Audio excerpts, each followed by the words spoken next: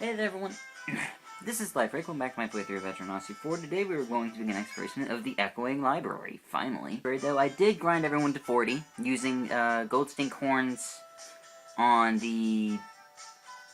what are they called? Dream Smashers? No, they're not Dream Smashers. What are they? Somnivores. Well, the herbivores of the second area, and got a lot of experience, just kind of grinding them for a bit.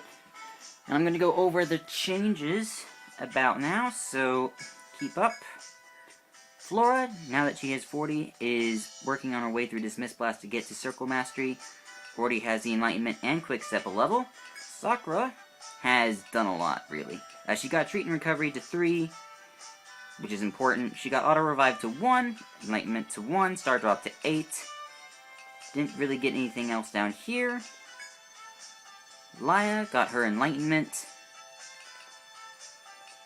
Access to Inferno Rune Mastery. Her next skill is going into Blizzard for sure. And Frost has been working on... she's got a few passives up by 1.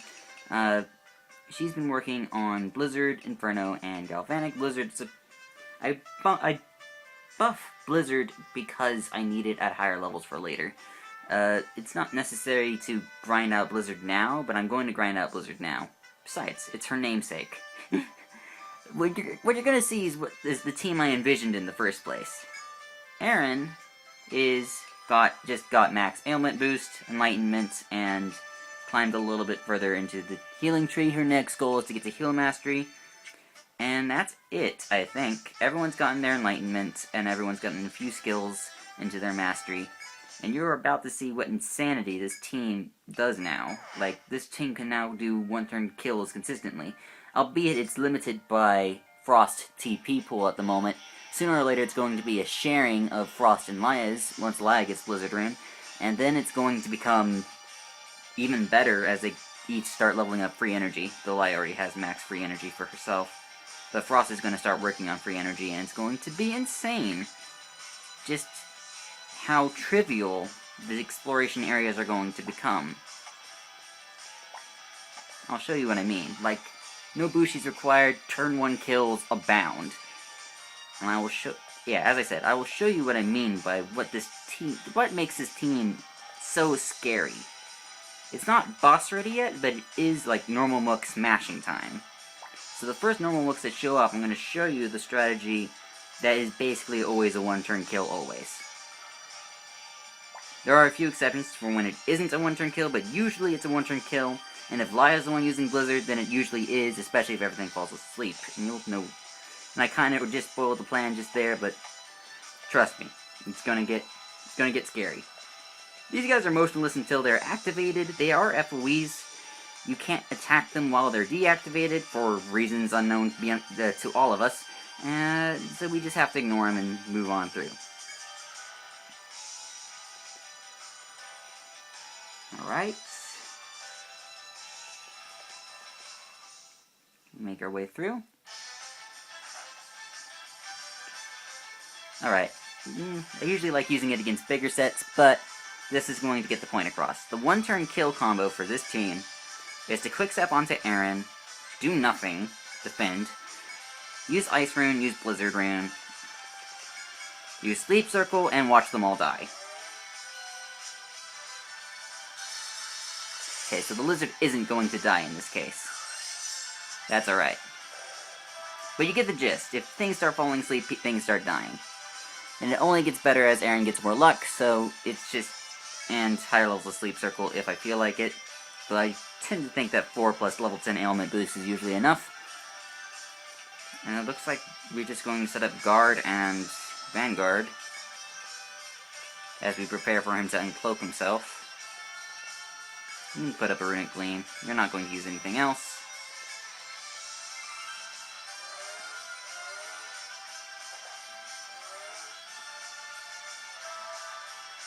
He's asleep. I'm pretty sure a nice hit onto the noggin will make him easy enough.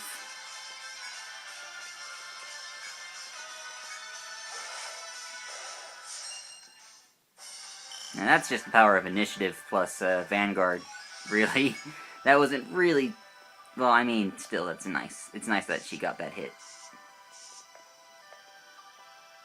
Okay, so that wasn't exactly the best example of how insane this team can be, but actually I think it was a pretty good example, even though it was only 2 enemies.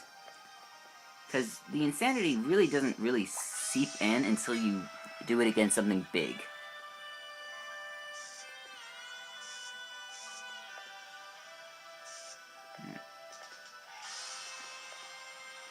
The Cold Watchman's around the corner, but I think they coded this one to always set off the alert so that you learn about the Cold Watchman. Here's another fight. It's the same one, but the preemptive strike is dissuading me. So we're gonna do attack guard vanguard, attack order vanguard. We're gonna do a cheaper strat. Storm rune, attack, nerve circle.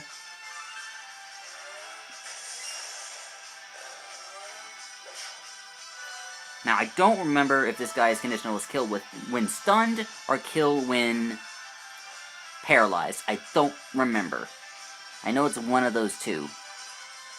Because that's his conditional drop. Though I'm pretty sure this heavy strike's a one-hit kill, so I'm hoping it's kill with paralysis while paralyzed. Stunned. Okay, so now it's conditional for both, but he didn't give me his conditional drop, which is confusing. Surely his drop isn't rare. Alright, Cold Watchman.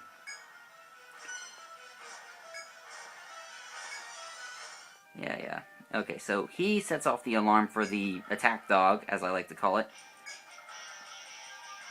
Which isn't very nice of him, but it's what he does.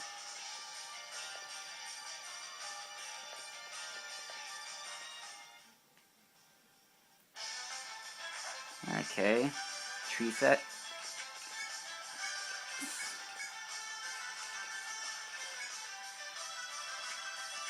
Alright. Now this should do it, assuming once again that the lizard actually falls asleep.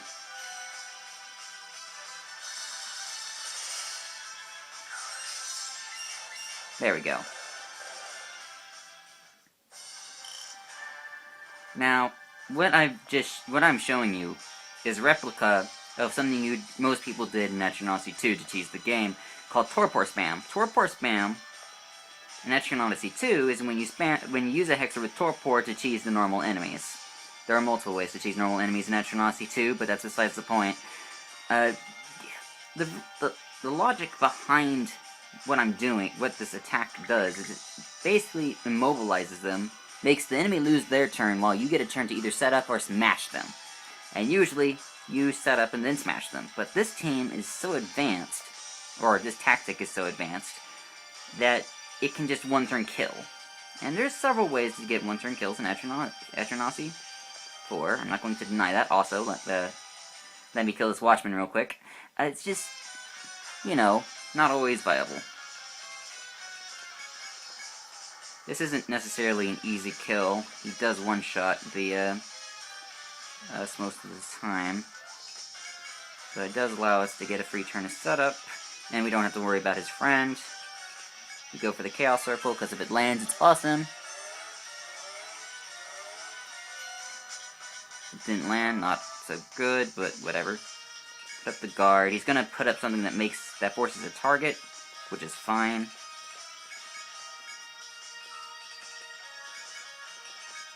Let's see, no Bravants, but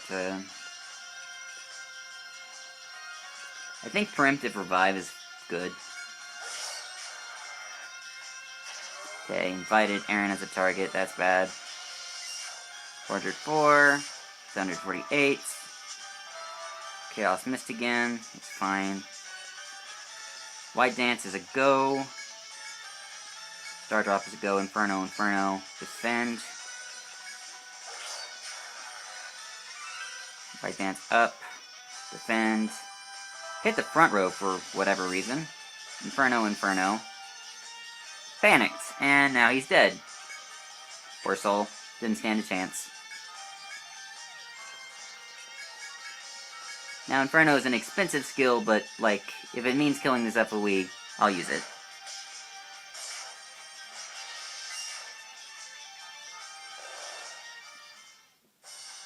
Got a Spiked Iron Ball out of that, that's nice. Soccer Ghoul level as well. I don't know why I killed the Watchman. I didn't need to. I mean, it was completely unnecessary, but I did it anyway. Because that's just how I roll. Sakura is getting a level in Swordbreaker.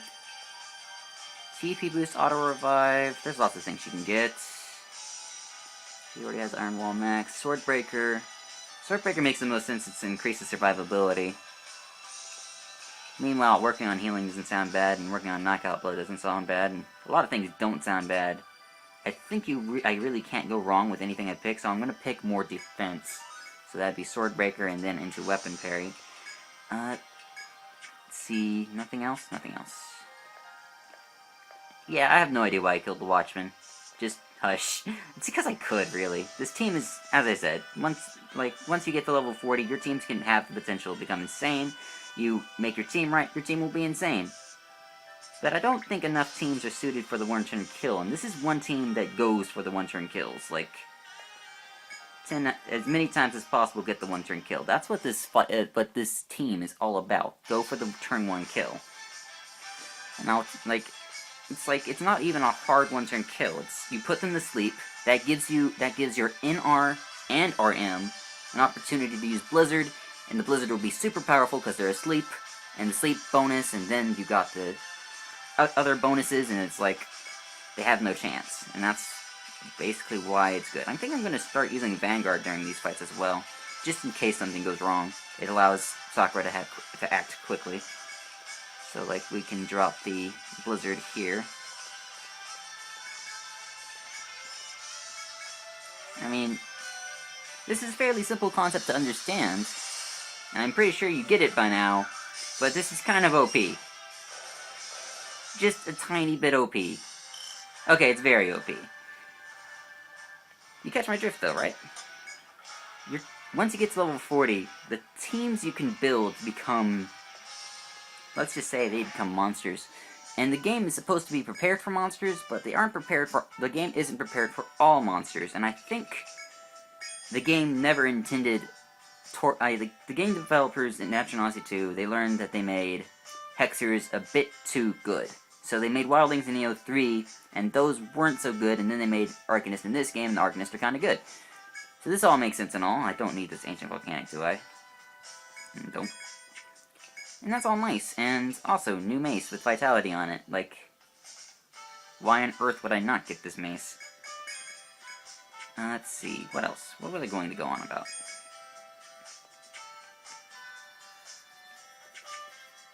I don't remember. Point is, team's insane. This team is so insane that it makes regular exploration trivial. You'll see what I mean, especially once Laz starts getting Blizzard Rune, and then basically all of the normal enemies may as well be dead meat. So this is just what I'm getting at. It's like the game is, I have drugged the game down, and what I'm going to do about it is the next 2 floors are going to be basically skipped, not skipped per se, but going to be sped through. So you got this little section, you learn about the Watchman. If he spots you, he activates this guy, and that guy activates, he moves a lot. Alright, so simple concept, right? Well, now that I've broken the game wide open, it's become a little, normal fights have become a lot less, you know, pain managing. And I think this happened in Etrian Odyssey 2 as well, where it got to a point where it was a formula of hitting something with a tornado and then doing things. This is an interesting event. This is an Imperial Soldier.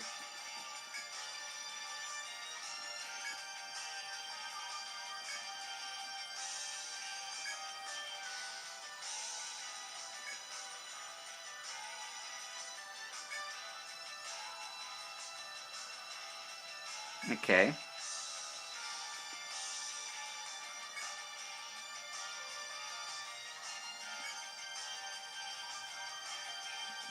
Okay.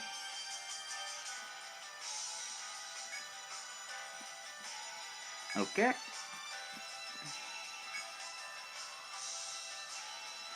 Yeah. Only so Logar has returned, but Baldur doesn't think anyone else has died. But they haven't found the other guys, so we're assuming they're gone. That was just a little bit of a story tidbit. Right, so expect speeding up with music at about 3, 2, 1. See you at the end of the floor.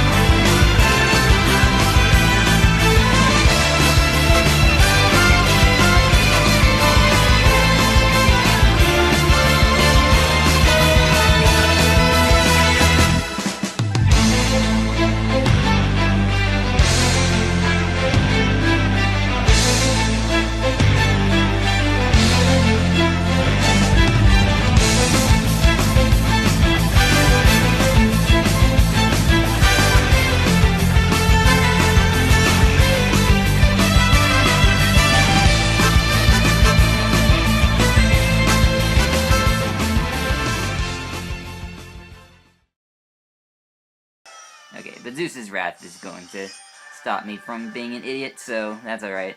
Accidentally used Glacier Rune instead of Blizzard. That's a critical mistake. Don't make that mistake if you're going for one-turn kills, like I am. What are you working on? Auto-heal? Auto-heal. Get auto-heal up, get heal mastery. Win games. Is that the stairs? Oh, that's the stairs. Alright, that's it. Easy peasy floor.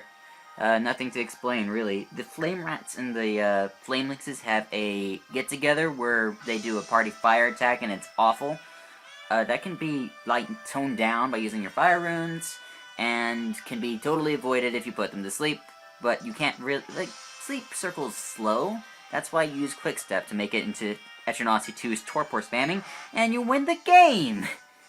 No, there's a few instances where you don't use Blizzard. There's a few instances where you use the Storm with Laya, or you use Blizzard with Laya. Like, if you know the enemies are super vulnerable to sleep, then you use Laya to attack. If you know that the enemies might not be vulnerable to sleep but are weak to ice anyway, you can use Frost, and basically, eventually, as Frost gets free energy up, we're going to be able to continually use this, and then the limiting factor, instead of being Frost or Laya's TP, is going to become Aaron's TP. which when doing a one-turn kill, you can't really dismiss the circle. So, that's the one weakness, is you can't dismiss the circle and get your TP back on your Arcanist. You have to rely on the everything else to go okay. But we got the genetics book, so let's turn that in.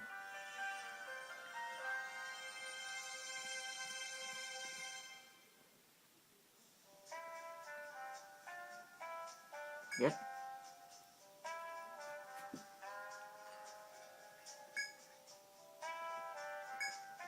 Hope it's for research purposes. Yeah, no, it's probably going to be much, much worse. Much, much worse. Aaron 42. That's another level in auto heal. And then she's going to start working on heal mastery, and then things are going to go swell. Flora, did you gain any levels? Yes, you did. That's going towards Dismiss Blast. So you can access Circle Mastery, which is going to make you amazing once we start getting into boss fights, and fights that last longer than a turn. So, that should be everything. Oh, I didn't check to see if there were new quests, but that's probably not going to hit until next floor, which is true. I might want to take that mission now. Alright, so next time, we're going to either do the Chameleon King, or we're going to go deeper into the Echoing Library. This is the only floor I'm going to speed up, because every other floor will be normal pace as usual. I just wanted to speed this one up. Just have a little bit of fun. That's it. Bye-bye.